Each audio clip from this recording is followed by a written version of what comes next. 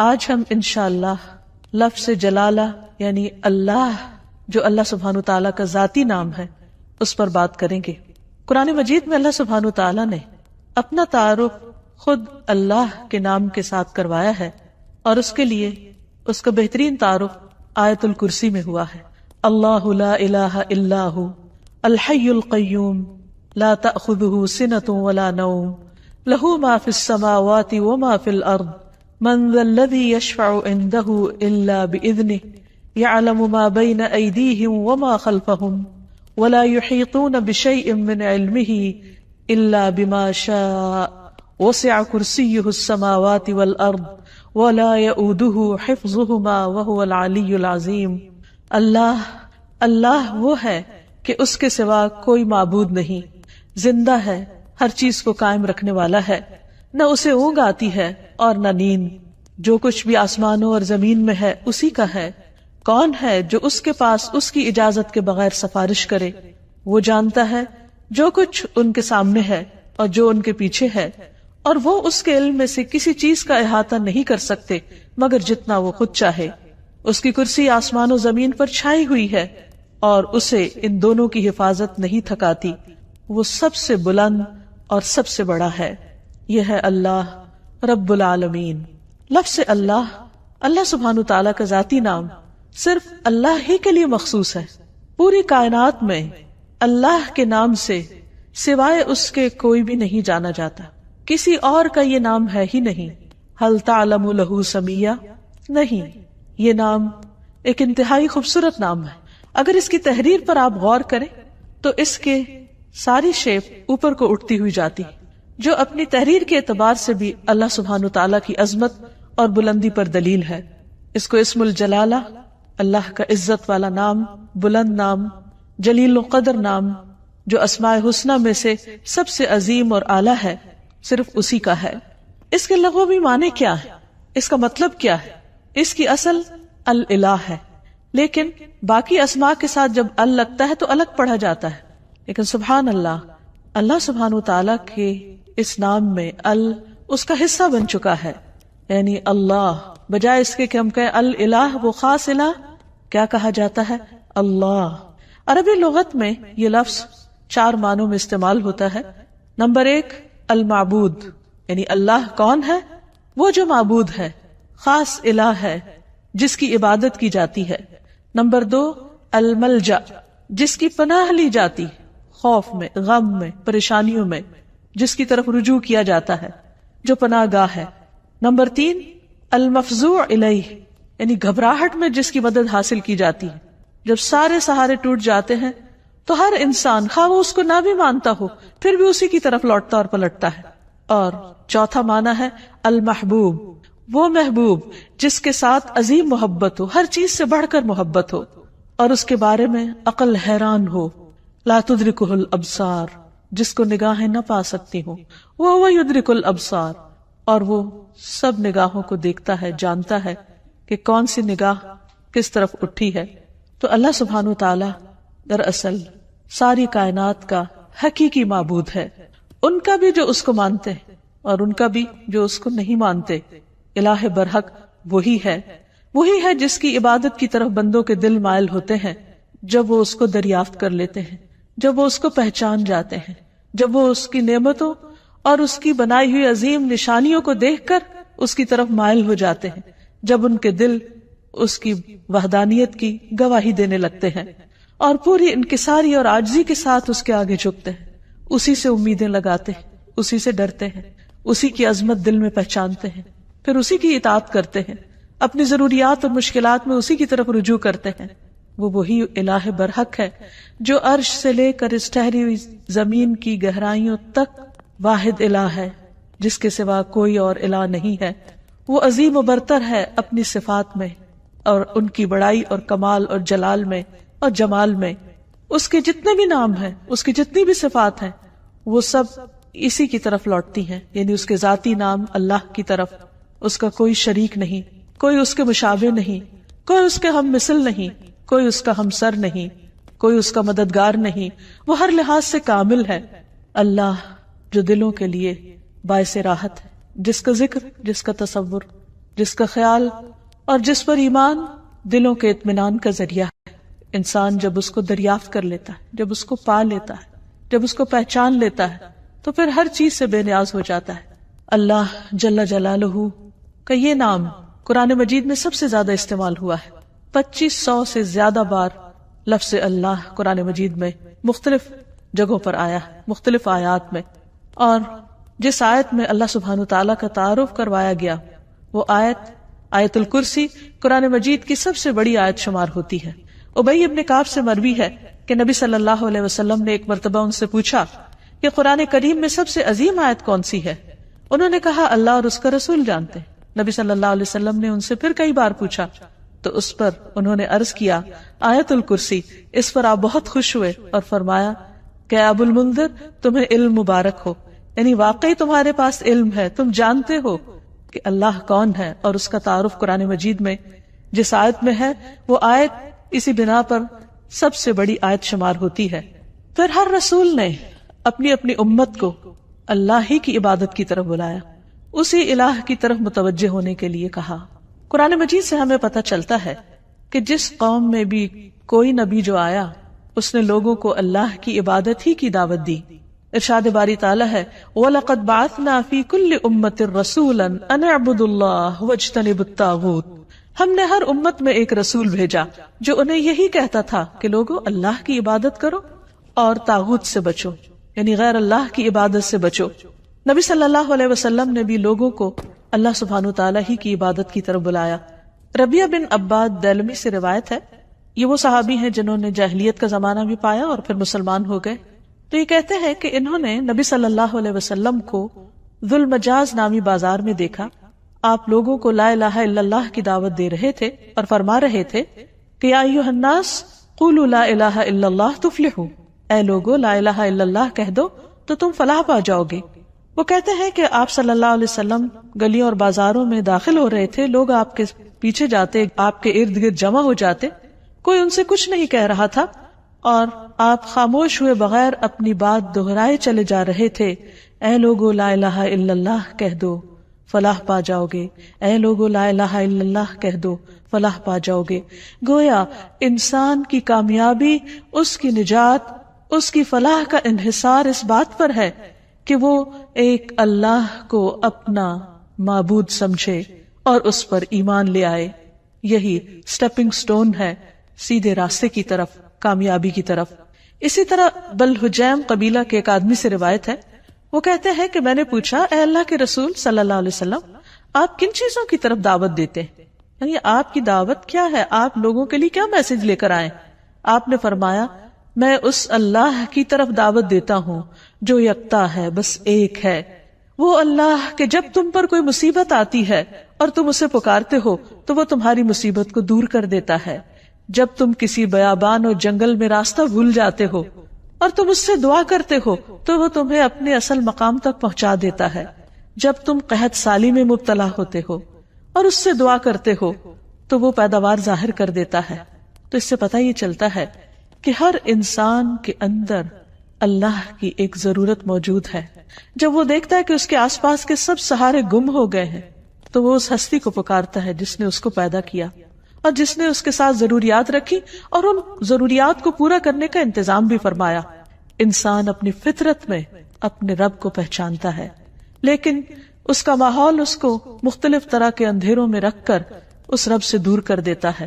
رسول اللہ صلی اللہ علیہ وسلم نے دراصل لوگوں کو انہی اندھیروں سے نکالا، من الظلمات الی النور، من الظلمات الی النور، اندھیروں سے روشنی کی راہ دکھائی اور انہیں اپنے رب کے ساتھ جوڑا۔ پھر یہ کہ لفظ اللہ کے کچھ خصائص بھی ہیں۔ اس لفظ کی سب سے پہلی خصوصیت ہے کہ یہ اللہ سبحانہ وتعالی کا اسم اعظم ہے۔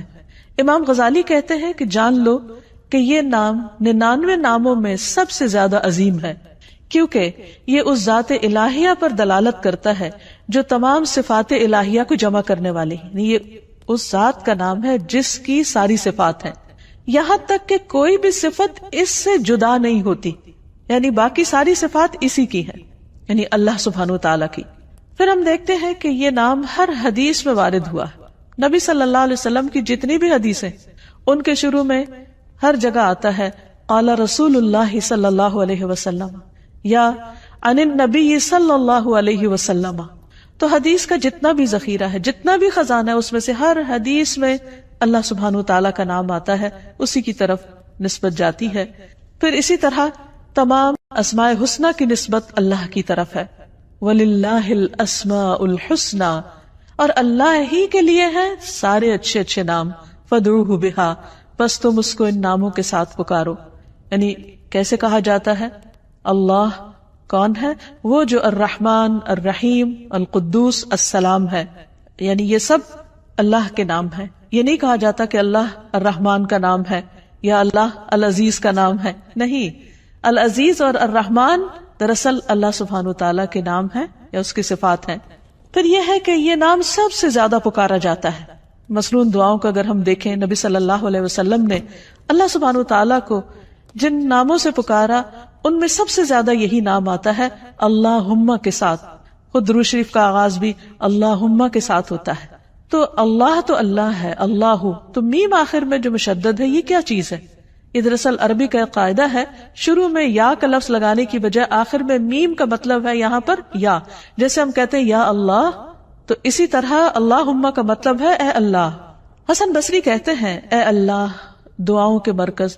جب مانگنے والا کہتا ہے یا اللہ میں تجھ سے سوال کرتا ہوں، گویا وہ یہ کہتا ہے کہ میں اس اللہ سے دعا کرتا ہوں جس کے سب اچھے اچھے نام ہیں اور جس کے بلند نام اور بلند صفات ہیں.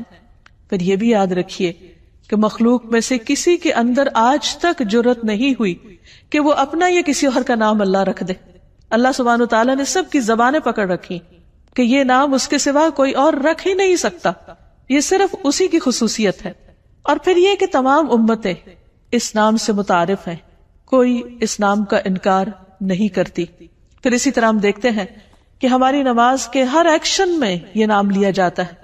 مثلا نماز کا آغاز ہوتا ہے تکبیر تحریمہ سے. آغاز میں پہلا لفظ ہی کیا ہے؟ اللہ اکبر، اللہ سب سے بڑا ہے. پھر دعا استفتاح ہے، اس میں آتا ہے سبحانک اللہم و بحمدک، اللہ کا نام ہے. رکوع میں ہم جو دعائیں مانگتے ہیں ان میں سے دعا ہے سبحانک اللہم ربنا و بحمدک. پھر قوما میں جب کھڑے ہوتے ہیں سمع اللہ لمن حمدہ. پھر سجدے میں جاتے ہیں تو کہتے ہیں اللہم لک سجدت، اے اللہ میں نے تیرے لیے سجدہ کیا. پھر تشہد کی دعاؤں میں سے ہے اللہم اغفر لی ما قدمت وما اخرت وما اسررت وما اعلنت، اے اللہ مجھے بخش دے جو بھی میں نے پہلے گناہ کیے، جو بعد میں کیے، جو چھپ کے کیے اور جو ظاہری طور پر کیے. پھر نماز کے اختتام کس پر ہوتا ہے؟ السلام علیکم ورحمۃ اللہ. اس میں بھی اللہ کا نام لیا جاتا ہے. تو گویا پورا دن ہم اس کی تکرار کرتے رہتے ہیں، نمازوں کے اندر بھی اور نمازوں کے باہر بھی. دن کا آغاز ایک مسلمان کس طرح کرتا ہے؟ سب سے پہلے دعا مانگتا ہے الحمدللہ الذی احیانا بعد ما اماتنا. گویا آنکھ کھلتے ہی پہلا لفظ جو اس کی زبان پر آتا ہے وہ اللہ کے شکر کا ہے، الحمدللہ. پھر اسی طرح مختلف کام کاج کرتے ہوئے اگر چھینک آ جاتی ہے تو الحمدللہ. کسی اچھی چیز کو دیکھتا ہے انسان تو سبحان اللہ، اللہ کی قدرت یاد آتی ہے. پھر کسی چیز پر حیران ہوتا ہے کہتا ہے ماشاء اللہ. پھر اسی طرح کوئی گناہ ہو جاتا ہے تو کہتا ہے استغفر اللہ. بلندی کی طرف چڑھنے لگتا ہے تو کہتا ہے اللہ اکبر. نیچے کو اترنے لگتا ہے تو کہتا ہے سبحان اللہ. پھر اسی طرح دن کے سارے کام کاج کرتے ہوئے جب رات کو سونے لگتا ہے تو دائیں طرف لیٹتے ہوئے اپنا دائیں ہاتھ اپنے دائیں گال کے نیچے رکھ کر اپنے رب کو پکارتا ہے اللہم بسمک اموت و احیا. پھر اسی طرح اس نام کی کچھ اور خصوصیات ہیں، اور وہ یہ کہ عربی میں قسم کے لیے جو تا استعمال ہوتی ہے وہ صرف اسی نام پر وارد ہوتی ہے، تاللہ. پھر اسی طرح اس لفظ کا خاصہ یہ ہے کہ الحمد کا استعمال صرف اللہ کے ساتھ ہوتا ہے. یہ نہیں ہوتا الحمد الرحمن، الحمد للرحمن یا الحمد للرحیم، نہیں، الحمد للہ. اسی طرح باقی بھی بہت سے جب ہم دعائیں اللہ تعالیٰ سے مانگتے ہیں یا اللہ تعالیٰ کی تعریف بیان کرتے ہیں تو لفظ اللہ ہی کے ساتھ کر رہے ہوتے ہیں. پھر اس نام کی بہت سی برکات بھی ہیں. یعنی یہ صرف ایسا نہیں کہ صرف ایک نام ہے، بلکہ یہ ہماری روح اور ہمارے دل کی زندگی ہے. جب ہم تکلیف میں ہوتے ہیں، جب ہم کسی بھی طرح تنہا محسوس کرتے ہیں تو یہ نام ہمارے اندر سے تنہائی کا احساس ختم کر دیتا ہے. اللہ سبحانہ وتعالیٰ کا یہ نام یعنی اللہ جو اس کا ذاتی نام ہے، یہ صرف ایک نام ہی نہیں، اس کی بہت سی برکات بھی ہیں، اس کے بہت سے فائدے ہیں. یہ صرف اس کا نام نہیں، یہ اس کی پہچان بھی ہے، اور یہ ہماری دل، روح اور جان کی زندگی ہے. ہم جب تنہا ہوتے ہیں تو جو ہی اس کا نام لیتے ہیں یوں لگتا ہے کوئی تنہائی نہیں. جب خوف زدہ ہوتے ہیں اور اس کو پکارتے ہیں تو لگتا ہے کوئی خوف نہیں. ایک دم دلوں کو قرار آ جاتا ہے، تسکین مل جاتی ہے. اگر انسان تکلیف کے وقت بسم اللہ کہتا ہے تو اس کی تکلیف دور ہو جاتی ہے. حضرت جابر کہتے ہیں کہ جب غزوہ احد میں طلحہ رضی اللہ عنہ کی انگلی کٹی تو انہوں نے سی کہا، جیسے عام طور پر ہمارا ریاکشن ہوتا ہے. تو رسول اللہ صلی اللہ علیہ وسلم نے فرمایا اگر تم اس وقت بسم اللہ کہتے، یعنی سی کرنے کی بجائے اللہ کے نام کو یاد کرتے، تو فرشتے تمہیں اٹھا لیتے اس حال میں کہ لوگ تمہیں دیکھ رہے ہوتے. یعنی اتنی قوت ہے اس نام کے اندر. پھر اسی طرح ہم ہر کام کے شروع میں بھی بسم اللہ پڑھتے ہیں اور اس سے اس کام میں برکت ہو جاتی. مثلا کھانا کھاتے وقت اگر کھانا بسم اللہ سے شروع کیا جائے تو اس کھانے میں برکت ہو جاتی. حضرت عائشہ سے روایت ہے کہ ایک مرتبہ نبی صلی اللہ علیہ وسلم اپنے 6 صحابہ کے ساتھ بیٹھ کر کھانا کھا رہے تھے کہ ایک دیہاتی اچانک آیا اور اس نے بسم اللہ پڑھے بغیر کھانا شروع کیا اور 2 لقموں میں سارا کھانا سمیٹ گیا. تو آپ صلی اللہ علیہ وسلم نے فرمایا اگر یہ بسم اللہ پڑھ لیتا تو تم سب کو یہ کھانا کفایت کر جاتا. یعنی اگر بسم اللہ سے یہ آغاز کرتا تو 6 میں اگر 7واں بھی شامل ہو جاتا تو سب کی بھوک دور ہو جاتی. اور اس موقع پر آپ نے یہ تعلیم دی کہ جب تم میں سے کوئی شخص کھانا کھائے تو اسے اس پر بسم اللہ پڑھ لینی چاہیے، اور اگر وہ شروع میں بسم اللہ بھول جائے تو یاد آنے پر بسم اللہ اولہ و آخرہ پڑھ لیا کرے. وحشی بن حرب اپنے والد سے اور وہ ان کے دادا سے روایت کرتے ہیں کہ ایک مرتبہ ایک شخص نے کہا کہ ہم کھانا تو کھاتے ہیں لیکن ہماری بھوک ختم نہیں ہوتی. آپ نے فرمایا شاید تم الگ الگ کھاتے ہو تو تم اکٹھے ہو کر کھایا کرو، مل کر کھایا کرو، اور کھانے کے وقت بسم اللہ پڑھ لیا کرو. اس طرح اللہ تعالیٰ تمہارے کھانے میں برکت ڈال دے گا. پھر اسی طرح بسم اللہ پڑھنا شیاطین کو دور کر دیتا ہے، شیطان سے محفوظ کر دیتا ہے. حضرت انس کہتے ہیں کہ رسول اللہ صلی اللہ علیہ وسلم نے فرمایا جنوں کی آنکھوں اور انسانوں کی شرمگاہوں کا پردہ یہ ہے کہ جب کوئی اپنے کپڑے اتارے یعنی جسے نہانے وغیرہ کے لیے تو بسم اللہ پڑھ لے. یعنی اس وقت بھی اگر اللہ کا نام لے تو ہر ایک سے وہ محفوظ ہو جائے گا. یعنی ویسے تو لباس اتار دے انسان تو اس کا سطر کھل جاتا ہے، لیکن اگر بسم اللہ پڑھتا ہے تو وہ مخلوق جو اس وقت وہاں ہو سکتی ہے موجود، اس سے بھی اس کا سطر ہو جاتا ہے. پھر اسی طرح نبی صلی اللہ علیہ وسلم کا طریقہ یہ تھا کہ رات کو جب سونے لگتے تو اپنا بستر جھاڑتے وقت بھی بسم اللہ پڑھا کرتے تھے. ابو ہریرہ کہتے ہیں کہ رسول اللہ صلی اللہ علیہ وسلم نے فرمایا جب تم میں سے کوئی اپنے بستر پر جائے تو اپنے تہبند کے پلو سے یعنی اس کا ایک کونا پکڑے اور اس سے اپنے بستر کو جھاڑے اور ساتھ بسم اللہ پڑھے، کیونکہ وہ نہیں جانتا کہ کون اس کے بعد اس کے بستر پر آیا. ہو سکتا ہے کوئی ایذا دینے والا، تکلیف دینے والا کیڑا مکوڑا ہو. تو جب اللہ کا نام لیا جائے گا تو کوئی چیز اس کو رات سوتے وقت نقصان نہیں دے گی. لیکن اس کے برعکس جب کوئی شخص اللہ کا نام نہیں لیتا تو پھر وہ کئی قسم کے نقصان اٹھا سکتا ہے. مثلا کھانے میں اگر بسم اللہ نہیں پڑھی تو وہ چیز شیطان کا رزق بن سکتی. ابن عباس کہتے ہیں رسول اللہ صلی اللہ علیہ وسلم نے فرمایا کہ ابلیس نے کہا اے رب تو نے اپنے ساری مخلوق کا رزق واضح طور پر بتا دیا ہے، تو میرا رزق کہاں ہے، میں کیا کھاؤں گا؟ فرمایا ہر وہ چیز جس پر میرا نام نہ لیا جائے وہ تمہارا رزق ہے. تو اس سے آپ اندازہ لگائیے کہ ہم جب کھانے پر اللہ کا نام نہیں پڑھتے تو یہ معمولی سی بات نہیں ہے، ہم دراصل اپنا ہی کھانا اپنے دشمن کو کھلا رہے ہوتے ہیں. پھر اسی طرح جب انسان گھر میں داخل ہوتا ہے تو گھر میں داخل ہوتے وقت اگر اللہ کا نام نہیں لیتا اور کھانا کھاتے وقت اللہ کا نام نہیں لیتا تو شیطان کہتا ہے کہ آج اس گھر میں تمہارے لیے کھانا بھی ہے اور رات گزارنے کی جگہ بھی ہے. لیکن اگر بسم اللہ پڑھتا ہے انسان تو وہ کہتا ہے کہ آج اس گھر میں نہ کھانا ہے اور نہ تمہاری رات گزارنے کی جگہ ہے. پھر اسی طرح جس مجلس میں اللہ کا نام نہ لیا جائے وہ مجلس قیامت کے دن انسان کے لیے حسرت کا باعث بنے گی. رسول اللہ صلی اللہ علیہ وسلم نے فرمایا جو لوگ کسی جگہ پر مجلس کریں لیکن اس میں اللہ کا ذکر نہ کریں وہ ان کے لیے قیامت کے دن حسرت کا باعث ہوگی. اور جو آدمی کسی راستے پر چلتے ہوئے اللہ کا ذکر نہ کرے وہ چلنا بھی قیامت کے دن اس کے لیے حسرت کا باعث ہوگا. جو آدمی اپنے بستر پر آئے لیکن اللہ کا نام نہ لے وہ اس بستر پر آنا بھی اس کے لیے باعث حسرت ہوگا. یعنی زندگی میں کوئی بھی کام کاج کرتے وقت جب اس کام کاج میں اللہ کا ذکر نہیں ہوتا، اللہ کی یاد نہیں ہوتی، اللہ کا نام نہیں ہوتا تو قیامت کے دن ایسے سارے اعمال انسان کے لیے حسرت و یاس کا ذریعہ بن جائیں گے. کیونکہ جس کام کو انسان بسم اللہ پڑھ کر شروع کرتا ہے وہ کام اس کے لیے عبادت ہو جاتا ہے. کھانا کھانا بظاہر صرف دنیا کا ایک کام ہے، یعنی دنیاوی کام ہے، بظاہر دیکھنے میں کوئی عبادت نہیں ہے، لیکن صرف بسم اللہ پڑھ کر جب آغاز کرتا ہے انسان تو وہ سارا کھانے کا عمل اس کے لیے عبادت بن جاتا ہے. اللہ کا نام لے کر انسان اپنے بستر میں جاتا ہے تو وہ سونا عبادت بن جاتا ہے. وہ واک کر رہا ہے، اللہ کا ذکر کر رہا ہے، گھر سے نکلتا ہے بسم اللہ توکلت علی اللہ پڑھتا ہے، وہ گھر سے نکلنا اس کے لیے عبادت بن جاتا ہے اور اس کو شیاطین کے شر اور دیگر شر سے محفوظ رکھنے کا ذریعہ بن جاتا ہے. اللہ سبحانہ وتعالی نے مختلف چیزوں کے ساتھ اپنے اس نام کو رکھ کر انہیں شرف اور عزت بھی بخشا ہے. مثلا بیت اللہ، اللہ کا گھر، یہ نہیں کہ اللہ تعالیٰ وہاں رہتے ہیں، لیکن اس گھر کو عزت اور شرف بخشی اپنے نام کی طرف نسبت دے کر. پھر اسی طرح آپ نے فرمایا نبی صلی اللہ علیہ وسلم نے کہ 3 لوگ اللہ کے وفد ہیں، یعنی اللہ تعالیٰ ان کو اپنا وفد کہتے ہیں، اپنا ڈیلیگیشن. غازی، حج کرنے والا اور عمرہ کرنے والا، ان کو بھی اللہ سبحانہ تعالیٰ نے عزت اور شرف بخشی اپنے نام کے ساتھ.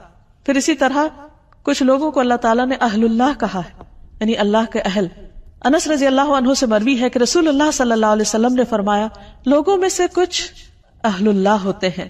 آپ نے پوچھا اہل اللہ کون لوگ ہوتے ہیں؟ فرمایا اہل قرآن. اہل قرآن ہی اہل اللہ اور اس کے خاص لوگ ہیں، یعنی قرآن پڑھنے والوں کو اللہ سبحانہ تعالیٰ نے عزت اور شرف بخشی. پھر اسی طرح مساجد اللہ قرآن مجید میں آتا ہے، اللہ کی مسجدیں. پھر کچھ لوگوں کو اللہ کے پڑوسی کہا گیا. رسول اللہ صلی اللہ علیہ وسلم نے فرمایا اللہ تعالیٰ قیامت کے دن اعلان کریں گے میرے پڑوسی کہاں ہیں، میرے پڑوسی کہاں ہیں. فرشتے پوچھیں گے اے رب کسے زیب دیتا ہے کہ وہ تیرے پڑوس میں آئے، تیرا پڑوسی بنے. اللہ تعالیٰ فرمائے گا مساجد کو آباد کرنے والے کہاں ہیں، یعنی مسجد کو اللہ نے اپنا گھر کہا اور مسجد کی خدمت کرنے والے کو اپنا پڑوسی کہا. پھر اسی طرح جو لوگ اللہ کے دین کی خدمت کریں، اس کی مدد کریں، ان کو اللہ تعالیٰ نے انصار اللہ کہا اور اس کے لیے دعوت عام بھی دی. یا ایھا الذین آمنوا کونوا انصار اللہ، اے لوگو جو ایمان لائے ہو اللہ کے مددگار بن جاؤ. پھر اسی طرح قوم سمود کی اونٹنی کو جو خاص نشانی کے طور پر ظاہر ہوئی اس کو ناقۃ اللہ، اللہ کی اونٹنی کہا. اور حقیقت یہ ہے کہ اللہ کے نزدیک بندوں کے ناموں میں سے بھی جو پسندیدہ نام ہیں ان میں سے ایک عبداللہ اور دوسرے عبد الرحمن ہے، جیسے کہ نبی صلی اللہ علیہ وسلم نے ہمیں تعلیم دی ہے. جب ایک بندہ اس نام کے ساتھ اللہ کو پکارتا ہے تو اس کی دعا سنی جاتی ہے، اس کی دعا قبول ہوتی ہے. اور اس کے بارے میں ہم دیکھتے ہیں کہ رسول اللہ صلی اللہ علیہ وسلم کی اکثر دعائیں اسی نام کے ساتھ شروع ہوتی تھی. آپ صلی اللہ علیہ وسلم ہر نئے مسلمان ہونے والے کو جو دعا سکھایا کرتے تھے اللہم اغفر لی وارحمنی واہدنی وارزقنی، اے اللہ تو مجھے معاف کر دے، اے اللہ تو مجھ پر رحم فرما اور مجھے ہدایت دے اور مجھے رزق عطا فرما. پھر اسی نام کے ذریعے جب آپ صلی اللہ علیہ وسلم اللہ کے راستے میں نکلتے، جہاد پر جاتے، تو آپ اسی نام کے ذریعے اللہ تعالیٰ سے مدد چاہتے. زندگی میں انسان پر بہت سی مشکلات اور بہت سی تکلیفیں آتی رہتی، ایسے میں بعض اوقات انسان ڈپریشن کا شکار ہو جاتا ہے، اسے یہ نہیں پتا چلتا کہ اب وہ کیا کرے. لیکن اس کا حل نبی صلی اللہ علیہ وسلم نے ہمیں بتایا ہے. حضرت اسماء بنت امیس کہتی ہیں کہ مجھ سے رسول اللہ صلی اللہ علیہ وسلم نے فرمایا کیا میں تمہیں ایسے کلمات بتاؤں کہ جن کو پڑھنے سے غم اور پریشانی دور ہو جاتی ہے، اور وہ ہے اللہ اللہ ربی لا اشرک بہ شیئا، اللہ اللہ ہی میرا رب ہے، میں اس کے ساتھ کسی کو شریک نہیں کرتا. جب انسان کثرت سے اس کی تکرار کرتا ہے تو بڑے سے بڑا رنج اور غم دور ہو جاتا ہے، کیونکہ نبی صلی اللہ علیہ وسلم نے جو بھی ہمیں تعلیم دی ہے وہ دراصل اللہ سبحانہ تعالیٰ ہی نے آپ کو دی تھی، اور اسی کی روشنی میں آپ نے وہ تمام چیزیں ہمیں سکھائیں. اسی طرح حضرت یعقوب علیہ السلام پر جب بہت غم آیا بیٹے کی جدائی کا تو انہوں نے بندوں سے شکوہ شکایت نہیں کی، بلکہ کیا کہا انما اشکو بثی وحزنی الی اللہ، انما اشکو بے شک میں شکوہ کرتا ہوں، بثی وحزنی اپنے رنج و غم کا، الی اللہ صرف اللہ کی طرف. اور حقیقت یہ ہے کہ جب انسان ایسی حالت میں اللہ کی طرف رجوع کرتا ہے تو اللہ سبحانہ وتعالیٰ اپنے غیب کے خزانوں سے اس کی مدد کرتا ہے اور اس کو تنہا نہیں چھوڑتا، اس کو تھام لیتا ہے. لفظ اللہ کے ساتھ پکارنا دعاؤں کی قبولیت کا ذریعہ بنتا ہے. ایک اور روایت سے ہمیں پتہ چلتا ہے، عبداللہ بن بریدہ اسلمی اپنے والد سے روایت کرتے ہیں کہ نبی صلی اللہ علیہ وسلم نے ایک شخص کو دعا میں پکارتے ہوئے سنا اللہم انی اسألک بأنی اشہد انک انت اللہ لا الہ الا انت الاحد الصمد الذی لم یلد ولم یولد ولم یکن لہ کفوا احد. تو آپ نے فرمایا قسم ہے اس ذات کی جس کے ہاتھ میں میری جان ہے، اس نے اللہ کے اس نام کے ساتھ دعا کی ہے جس کے ساتھ دعا کی جائے تو قبول کی جاتی ہے، اور اگر سوال کیا جائے تو عطا کر دیا جاتا ہے. یعنی بندہ اپنے رب سے جو کچھ مانگتا ہے رب اسے عطا کرتا ہے. تو جو شخص اپنے الہ حقیقی کو پہچان لیتا ہے پھر وہ اسی سے مانگتا ہے اور اسی کی عبادت کرتا ہے.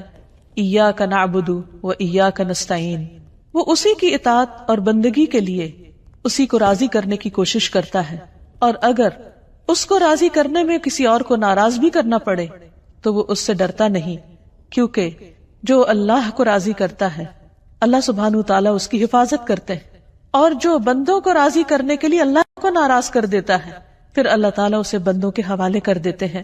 ہمارے لیے یہ بہت اہم ہے کہ ہم اپنی پوری زندگی اللہ رب العالمین کے سپرد کریں، اسی کی اطاعت اور فرما برداری میں گزاریں، جیسا کہ اللہ سبحانہ وتعالیٰ نے نبی صلی اللہ علیہ وسلم کو حکم دیا، قل ان صلاتي ونسكي ومحياي ومماتي لله رب العالمین لا شریک له وبذلك امرت وانا اول المسلمین. آپ کہہ دیجئے میری نماز، میری قربانی، میرا جینا اور میرا مرنا سب اللہ رب العالمین کے لیے ہے، اس کا کوئی شریک نہیں، مجھے اسی بات کا حکم دیا گیا ہے اور میں سب سے پہلے فرما بردار ہوں، سب سے پہلے مسلمان ہوں. یعنی کسی بھی قسم کی عبادت خواہ وہ جانی ہو یا مالی ہو، زندگی کا کوئی بھی کام ہو، سب کا سب اللہ کی رضا کے لیے ہونا چاہیے. جیسا کہ ابراہیم علیہ السلام نے اپنے آپ کو اللہ کے سپرد کیا تھا، اللہ کی اطاعت کی تھی. اذ قال له ربه اسلم قال اسلمت لرب العالمین، جب اس کے رب نے کہا کہ تم اپنے رب کے حوالے کر دو اپنے آپ کو، تو انہوں نے کیا کہا کہ میں رب العالمین کا فرما بردار ہو گیا. ایسا ہی دین دراصل اللہ کا مطلوب دین ہے کہ بندہ اپنے آپ کو اللہ کے حوالے کرے، اسی کا فرما بردار بن جائے، اسی کا اطاعت گزار بن جائے. ارشاد باری تعالیٰ ہے وَمَنْ أَحْسَنُ دِينًا، اس سے اچھا دین کس کا ہو سکتا ہے، ممن اسلم وجہہ للہ، جس نے اپنا آپ اللہ کے حوالے کر دیا، اپنا چہرہ اللہ کے لیے تابع کر دیا، اس کے آگے جھک گیا، اس کی بات کے آگے، اس کے حکم کے آگے. وَهُوَ مُحْسِنٌ، اور وہ محسن بھی ہے، ہر کام کو بہت اچھی طرح کرنے والا ہے. وَاتَّبَعَ مِلَّةَ إِبْرَاهِيمَ حَنِيفًا، اور اس نے ملت ابراہیم کی پیروی کی. وَاتَّخَذَ اللَّهُ إِبْرَاهِيمَ خَلِيلًا، اور اللہ نے ابراہیم کو اپنا دوست بنا لیا. تو جو شخص اللہ کی اطاعت اور فرما برداری کرتا ہے وہ اللہ کا خاص بندہ بن جاتا ہے، اور جو اللہ کا خاص بندہ ہوتا ہے وہ دنیا میں سب سے زیادہ خوش قسمت ہوتا ہے، کیونکہ اسے دنیا کے کسی بڑے کا فیور نہیں، اللہ کا فیور اور اللہ سبحانہ تعالیٰ کی رحمت اور بخشش اور عنایت اور رضا اس کو حاصل ہو جاتی ہے. اور اس سے بڑی کیا چیز ہو سکتی ہے اس شخص کے لیے جو اللہ کو اپنا رب مانتا ہو. اسی لیے ایسا بندہ جب رات کو سونے لگتا ہے تو اپنا سب کچھ اللہ کے سپرد کر دیتا ہے اور یوں اللہ سبحانہ تعالیٰ کے آگے عاجزی اور فریاد کرتا ہے، اللہم اسلمت نفسی الیک ووجہت وجہی الیک وفوضت امری الیک والجأت ظہری الیک رغبتا ورہبتا الیک لا ملجا ولا منجا منک الا الیک آمنت بکتابک الذی انزلت وبنبیک الذی ارسلت. اے اللہ، میں نے اپنی جان تیرے سپرد کی، اپنا چہرہ تیری طرف کر لیا، اپنا معاملہ تیرے سپرد کر دیا، جتنے بھی پریشانیاں غم اور ہم ہیں سب تیرے حوالے کر دی، تو ہی ان کی بہترین ٹیک کیئر کرنے والا ہے. اپنے آپ کو تیری طرف متوجہ کیا، تجھی پر بھروسہ کیا، تیری طرف رغبت اور تیری خوف کی وجہ سے تیرے سوا کوئی جائے پناہ نہیں.